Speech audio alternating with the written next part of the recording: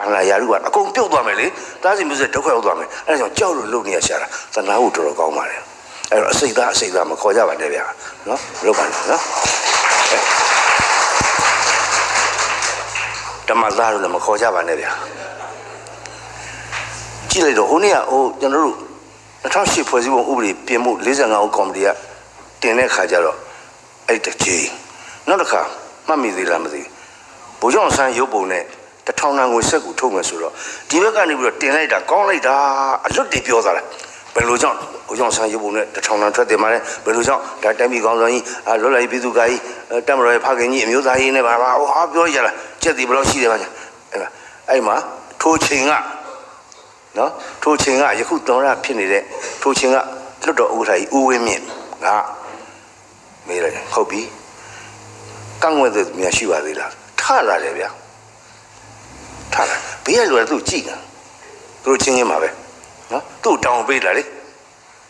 စာရဲနဲ့ဖတ်ပြောတာ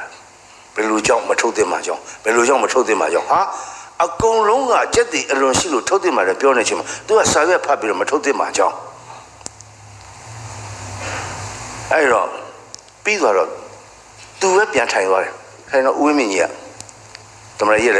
ပဒေကျွမ်းကျင်တာလွတ်တော်ဥထားသွားတော့ကဲပြီးသွားပြီအစိုးတင်နေတဲ့သူထောက်ခံတဲ့သူကန့်ကွက်မဲ့သူသို့တော်လည်းဒါဟာကန့်ကွက်မဲ့သူရှိနေတဲ့အတွက်ဒါဟာမဲခွဲဆုံးဖြတ်မဲ့အခြေအနေရောက်သွားပြီကဲအဲ့တော့ဗိုလ်ချုပ်ဆန်းရုပ်ပုံတဲ့1000တန်ကိုစက်ကူရိုက်နှိမ့်မဲ့ကိစ္စကိုထောက်ခံသူများမတ်တရပြပါအိုးဆိုအကုန်လုံးပြည်သူကိုလည်းမတ်တရပြဟုတ်ပြီထိုင်ညာကန့်ကွက်သူများမတ်တရကြပါခုနစာရဲကိုင်တဲ့လူတယောက်တည်းပဲရက်တယ်ထားလို့ဝင်းမြတ်တယောက်တည်းကန့်ကွက်တာလားတဲ့အကုန်ထရက်တယ်ရက်ခိုင်းတာတို့မေ့နေတာအဲ့တော့ဦးမြတ်ပေါ်ပေးတာ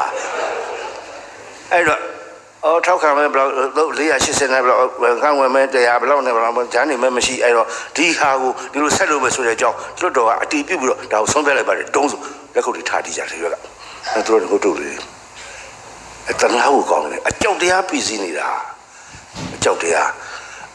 ပြည်စည်းပြီဆိုရင်ကိုယ်တိုင်ခံစားချက်အတွေးခေါ်ဆုံးဖြတ်ချက်မရှိတော့ခိုင်းသမျှလုပ်တော့တာအဲ့လိုဖြစ်နေတာအဲ့တော့ကျွန်တော်တို့မှလည်းအဲ့လိုအကြောက်တရားကျွန်တော်တို့ကြောက်ရမှာကမကောင်းတာလုပ်ရမှာကိုကြောက်ရမှာမကောင်းတာလုပ်ရမှာကိုရှက်ရမှာခုနကသူပြောတဲ့